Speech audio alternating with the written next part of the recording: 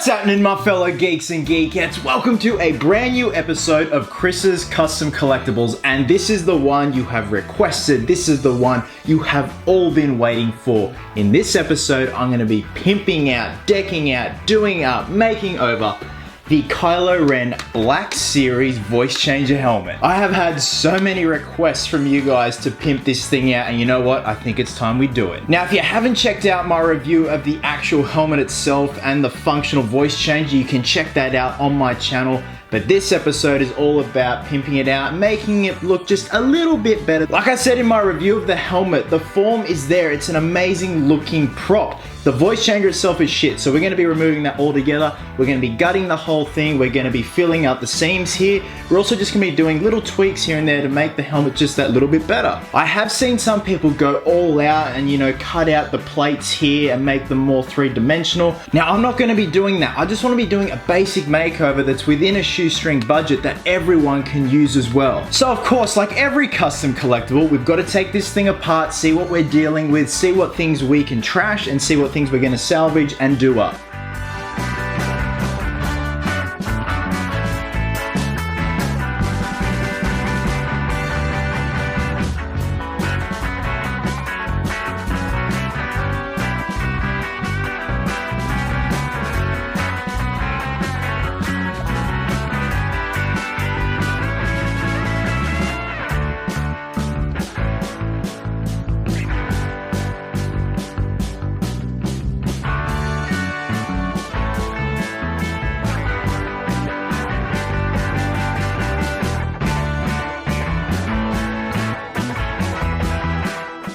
Alright geeks, we now have all the main and necessary components to rebuild this helmet. Now I did gut a lot of this helmet, I got rid of the electronics, so please keep in mind this is just going to be a non-functional prop. It's not going to have the voice changer in it because, as if you saw my review, the voice changer is shitty.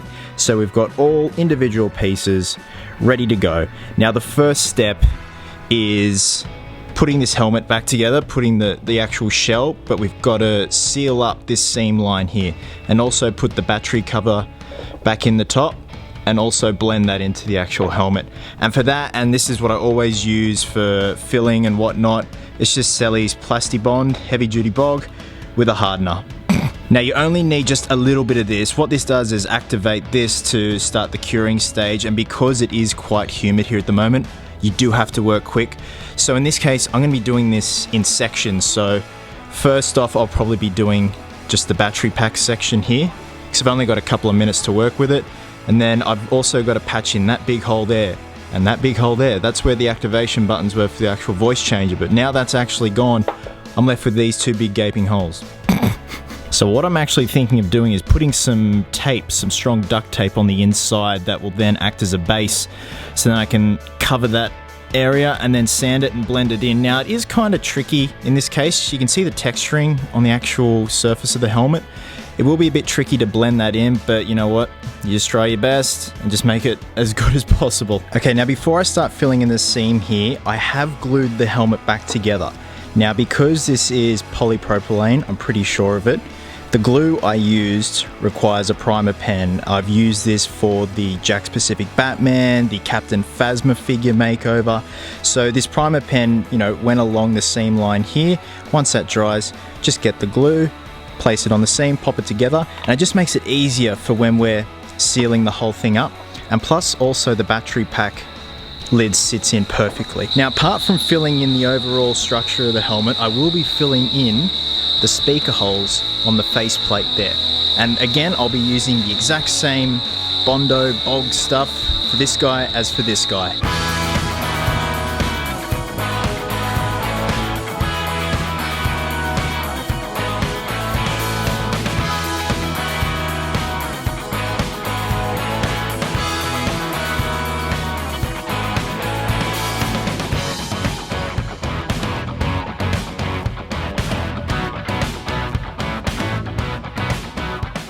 Okay geeks, the main seam of the helmet has been patched up. I have put some duct tape on the inside of where the buttons were, and I will be patching those up. Let's get that to focus. Now I already have gone ahead and started sanding the battery pack area, and I know it's not going to be an even finish. I know it's not going to blend in well with the texture of the helmet. Just keep in mind that this is a basic tutorial on how you should approach this. Probably with a bit more sanding, if you really put in the effort and really sand it down, you will blend it in. But other than that, as long as we can make it look better than what it already is, then I'm happy with that. Now, in terms of the actual faceplate, you'll notice it looks a bit different, and that's because I sprayed it with a black primer. I haven't patched up these holes yet. Now, the reason being I sprayed it with a black primer is because it's chromed plastic, and I don't want to risk the Selleys filler not bonding to the surface properly. So I just used some Rust-Oleum flat black, which also acts as a primer, just to give the filler something to adhere to, even though it will adhere to the plastic. Just because it's chrome plastic, I don't want to risk it, so I guess you could say this primer is a bit of insurance. So now it's time to fill in these speaker holes and the button holes.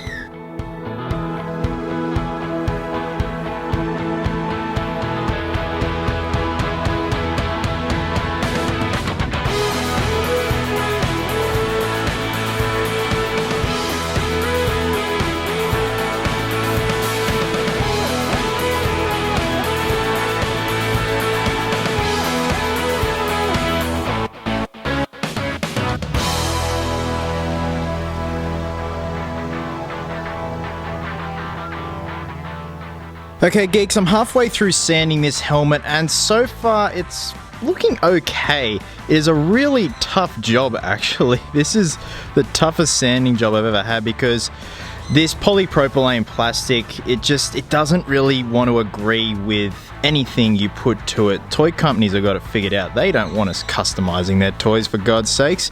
So anyways, so far the top is done, and I'll see if I can focus in there.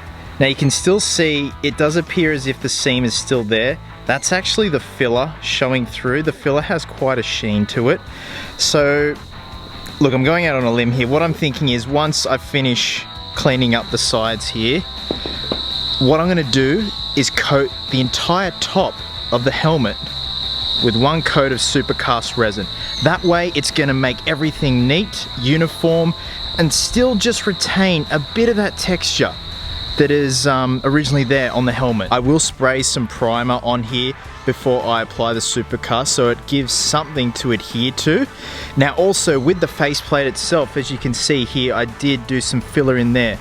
Because we've got some grooves here where, you know, the chrome and the black meet, if you use flat sandpaper on just a flat block, it's gonna make the whole thing flat. So what you want is a flexible sandpaper that's almost like a sponge, and that way it's gonna get, if I can get that focus, into all those grooves there and make it all nice, neat, and uniform. So once all the sanding's done, I'm gonna prime this bad boy. I'm gonna mix the supercast together. This is the stuff I use on the Dawn of Justice belt. Mix ratio 100 to 100 by weight. We got about 3 minutes working time. It is damn hot.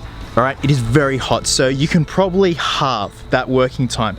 So I'm a little bit scared, but we're just gonna get a brush, just a simple brush, I think about that wide, and just brush it on evenly. And the thing is, you really have to watch every area to make sure drips aren't dripping in areas you don't want them to. My cutoff point is here. From here onwards, I don't want any more resin. I just want the entire section of the helmet here, because I want this to be uniform and even, as you know, the front faceplate isn't being touched at all. Whereas we've fiddled with this to a point that if we left it like this, it would look quite unnatural. Now for those who are new to my channel, welcome, may God have mercy on your soul.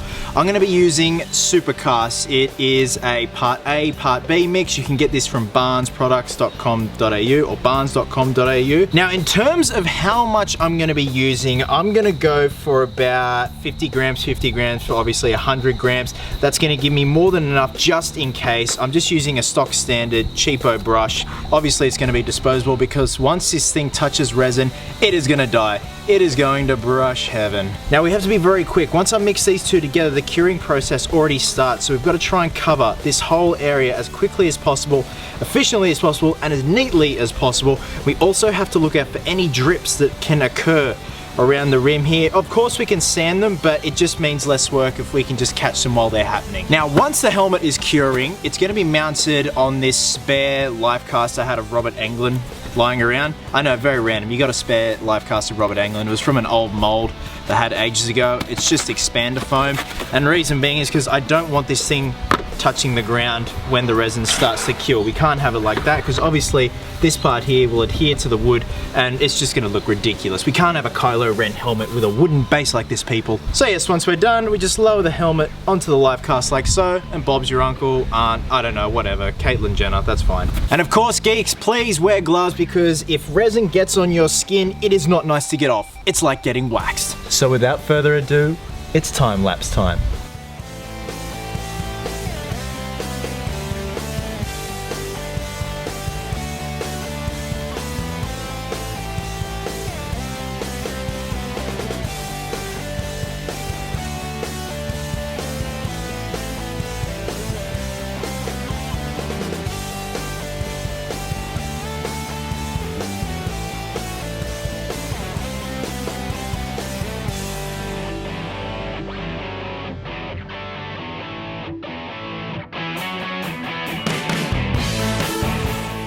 I've let the helmet cure overnight, and the funny thing was my memory card actually went full as I was finishing up applying the resin, so it cut out at the exact right time. Now I'm very happy with the results of this. It's actually left a nice sort of bubbly textured surface pretty much all over the areas of the helmet that have resin on it, so that's exactly what I wanted. So as far as I'm concerned, no sanding is required for the top. Now if you'll notice, I sprayed some white Rust-Oleum primer on the inside. Now the reason being I did that is because we're going to apply this method to the inside too.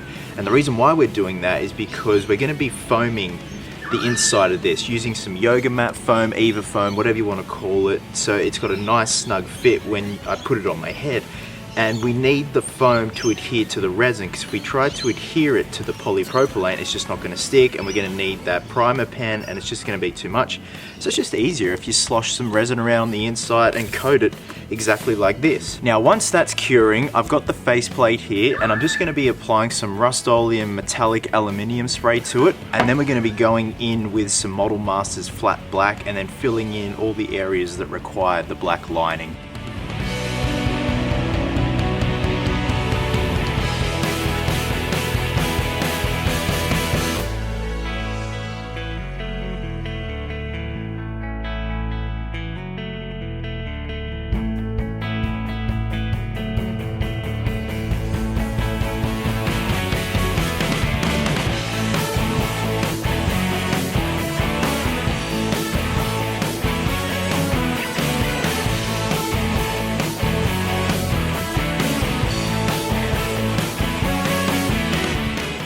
Okay, unfortunately I forgot to turn the microphone on the camera, so I'm doing a voiceover.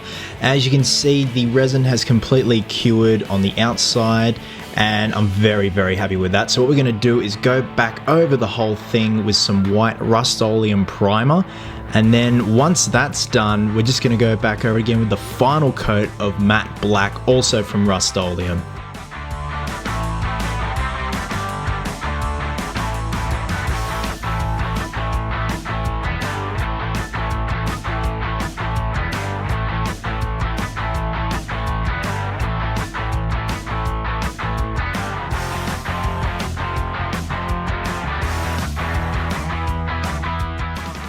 Alright geeks, the overall structure of the helmet is finally complete, and I'm very happy with how it's turned out so far. I just love that it's held this texture. The resin has almost created this leather, just uneven like texture, which the original helmet has, so I didn't even expect it to do that, so win-win.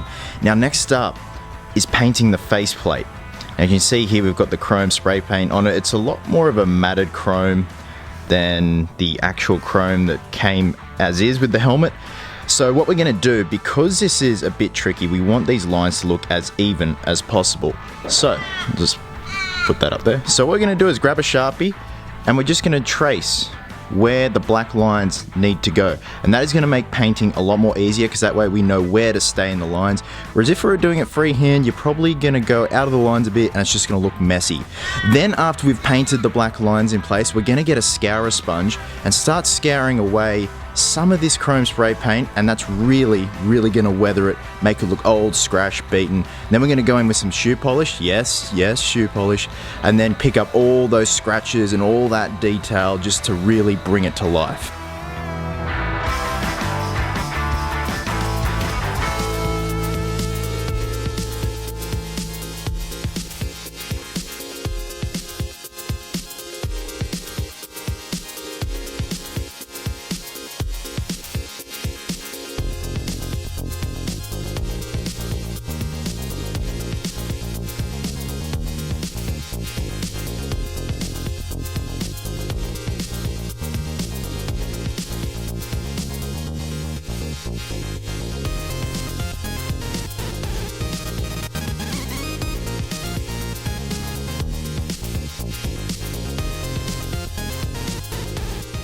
Okay, now whilst the faceplate is drying, I'm going to go in with some Model Masters Silver and just dry brush some of the paint just very finely around the edges, certain parts of the helmet, just to give the illusion that there's steel under there and that the paint, the black paint itself, is kind of chipped away.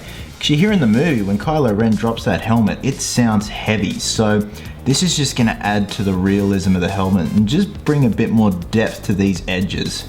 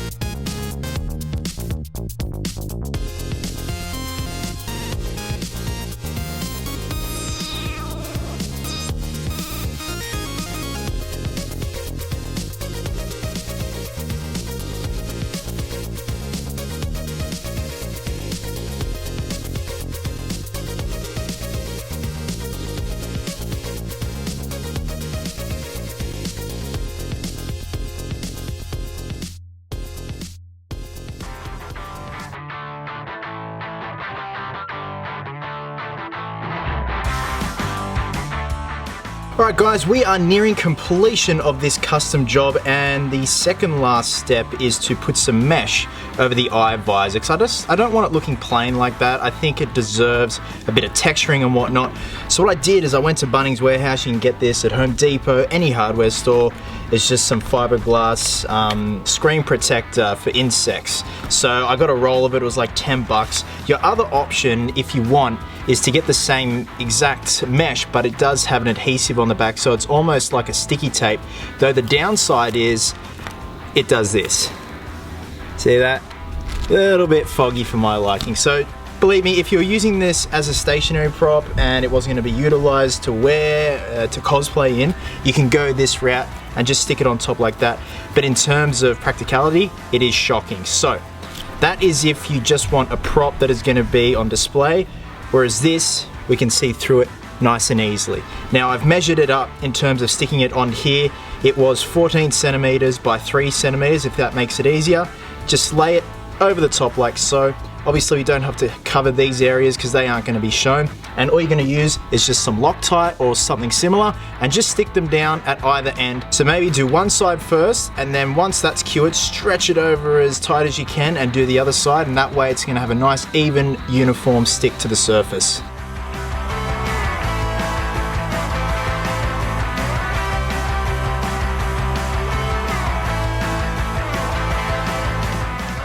Okay, now that that side has dried and cured, you're just gonna gently, yet firmly, place it over the other side, and there we go. It's nice and uniform and flush with the surface of the visor.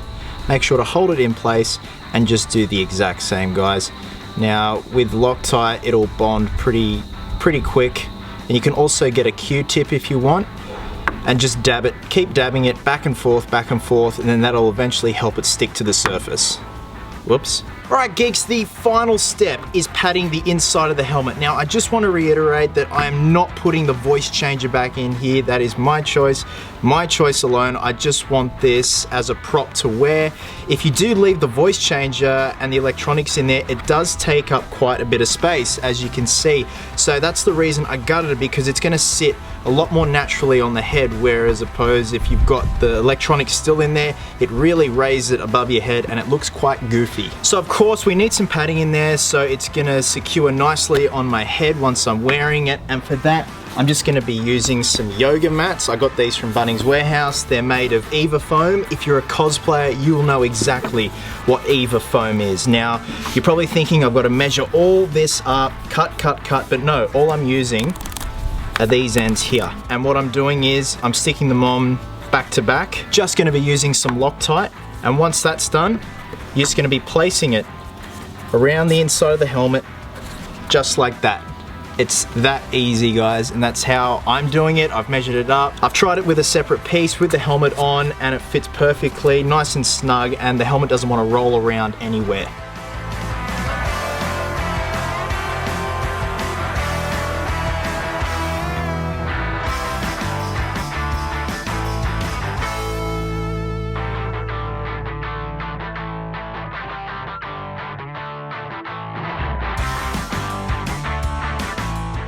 Now geeks, before we put it back together, just one more thing. I did attach one extra row of Eva foam. Again, just using the end attachment of the actual mat itself. And this one isn't exactly as long as the lower section, just as a bit of insurance and just make it a little bit extra snug so it's definitely not gonna slide off my head. Now with that being said, let's put it all back together.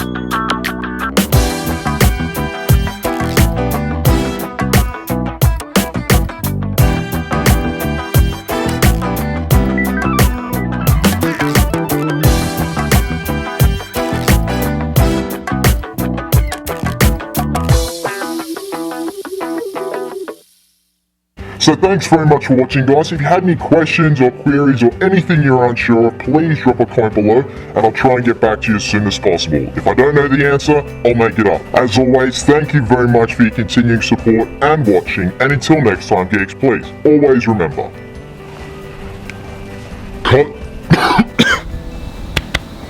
cosplayers do it best.